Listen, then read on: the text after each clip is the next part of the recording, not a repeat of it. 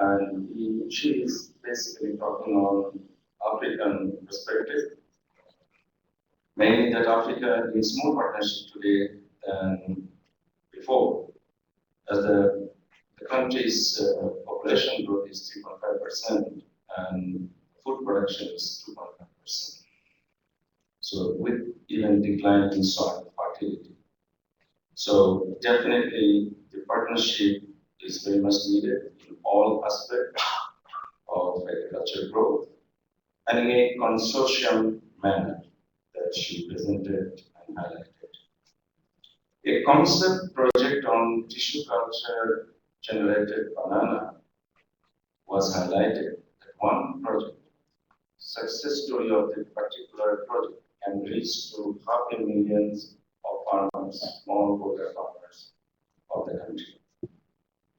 And definitely, in a time-bound manner, this could be a huge success and also demand-driven. Now, based on how this concept was developed, that was highlighted, that this is a single trade and single highlighted project. So some emphasis was given that how it was developed and conceptualized.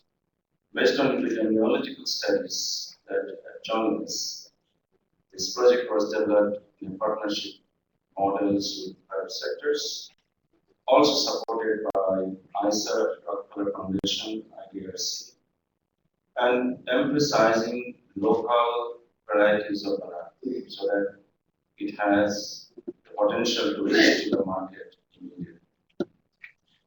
Now, the beauty of that particular project, what I found is interesting also, everyone appreciated that, the training of the farmers, training of the local people, how the tissue culture being utilized to develop that material, how the material would be ultimately go to the farmer's field, and all of these things were demonstrated with the local people, so that it developed the ownership and ultimately acceptability and adaptability much easier, and that was the key point of the success. Another point was highlighted, that is quality and certification, which is a real problem in many countries, and that needs or was arranged to get it more success in the marketplace. Ultimately, the conclusion of that project is that evidently it shows the smallholder farmers can profit with this value chain. The second presentation was from Dr. Robert Bartram, and he was emphasizing on value chains, which is a key success in boosting today's higher productivity at farm level, resulting more food to come to the market. This is actually a project in recent time that USAID is focusing based on the value chain concept based on the US presidential initiative to combat hunger and poverty and the G8 and Aquila commitment made in 2009 is given emphasis at a global level wherever it is needed. And it is science-based. New genetic resources should be developed to ensure that crop which can stand drought, terminal heat, and be available with high nutrition, because food and nutrition problem is severe and need to be addressed at the regional level. Shared benefit with partnership linked with the market can only fulfill all these goals that have been emphasized. And value chains as improved product may serve high nutrition value, income, incentivize to producers, researchers, and all the stakeholders in the society.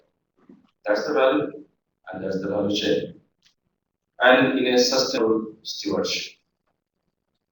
A few examples was highlighted, just to mention a few one. Africa Rising, Rice Fish Program in Bangladesh, and World Food Program, the protein-enriched chickpea-based ready-to-use food for Ethiopia.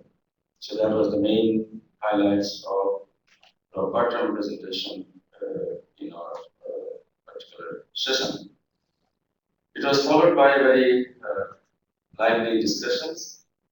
Many people participated in the discussion, and a lot of thoughts and ideas and interest generated in the discussion. And it was a very good live session. If both the speakers like to add any other points that I have missed, please welcome. Or any other comments. Thank you.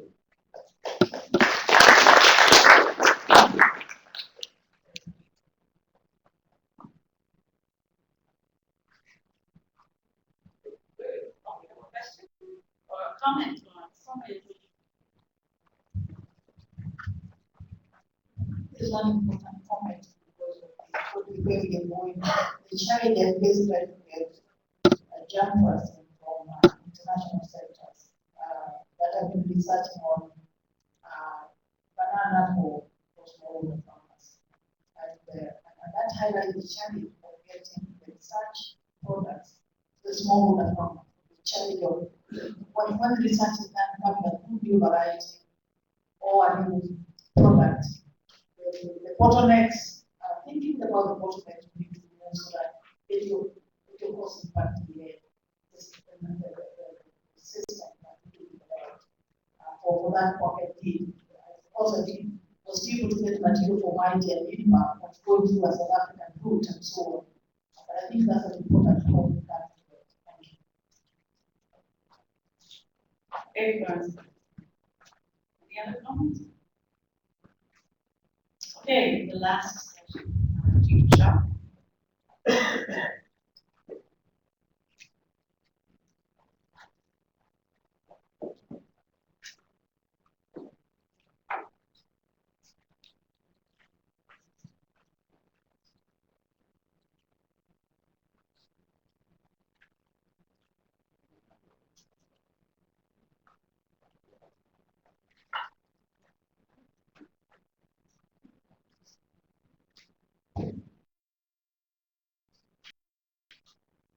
Morning, everybody.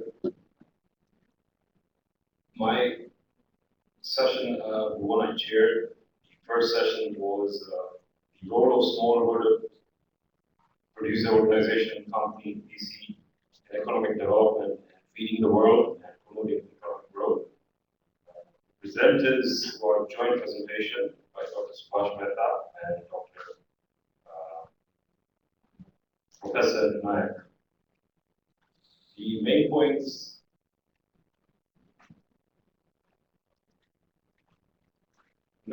that were drawn from the meeting. First one was centered around producer family. It was a model, it was a very deep model. And as Professor Nayak said, that we would take pages and pages to discuss all this. But in short, we will just go over the main points from the model. And so the first one is it's centered around the producer family. This is very critical. The design variables have to be simultaneously optimized. Now, the model consisted of various variables. So, for the model to work, everything had to be worked simultaneously. Point number 3, it has to be a holistic, engaged approach. What this means is, in terms of production, marketing, credit requirements, health, and education. If one part is missing, then the project is not successful in its own self as such. It has to be an entirety of all these factors. Formation of capital, social capital, that is cluster of villages, is the foundation for sustainability. So it's very important that social capital villages is important for the whole project to be sustained.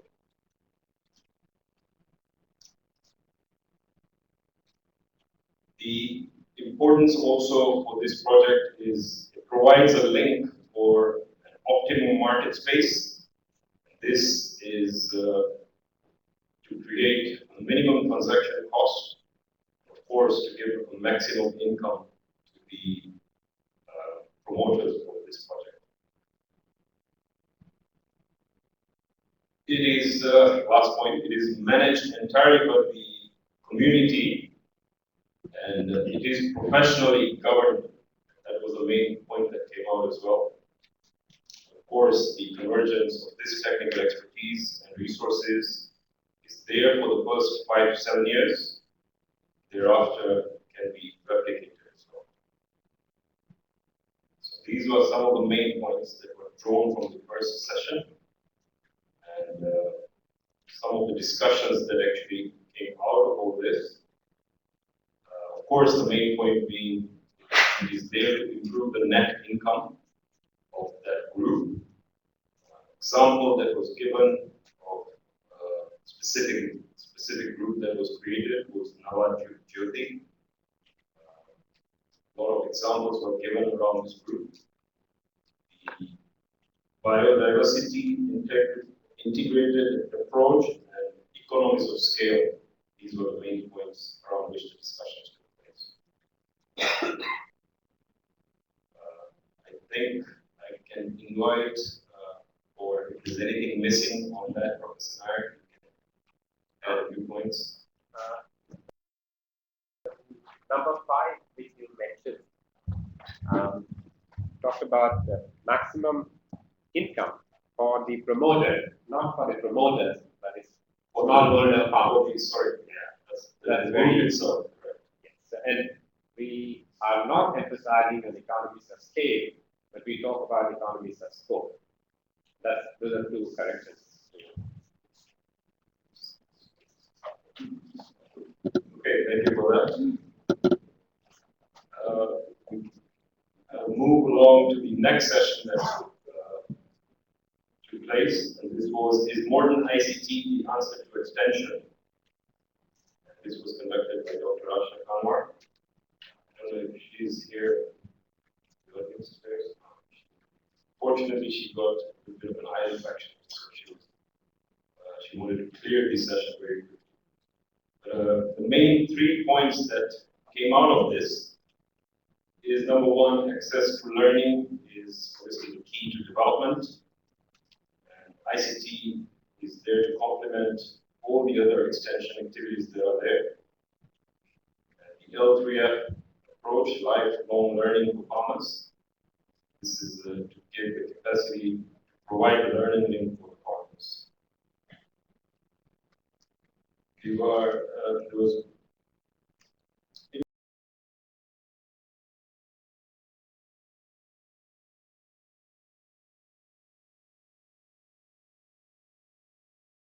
was one in Uganda that was given. This was under the Chogan initiative. This was through the link of mobile telephones, actually linking farmers to assist them in the new technologies that is there. Also, in Tanzania, there is a situation where there is only one extension work of 25,000 people. And of course, with the advent of the telephone, it benefits in a very large scale as well. It extends to far more greater groups of people. The content of the information that is actually released was discussed. This is community-based information. A lot of the information is, of course, project-specific. So, I think those were the main points that were covered. I don't know if Dr. Gowda, you had any further points for this talk on the ICT. definitely go ahead.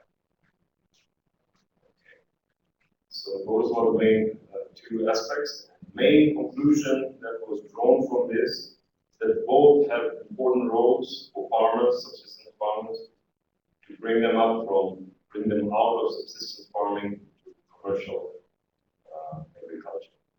Thank you very much. Thank you very much to all those presenters. I also, Dave, reminded me to tell you that all the presentations, the PowerPoints, as well as the video stream of this symposium, will be available on the ICRISAT website soon. So if you did miss one of these particular talks, that's one way to get more detail, even more detail. So let me call up all the chairs now to Adama Swapandaka, Elroy, Holly. Who we got? Louise, Titu Shah, Rajma, Molamo.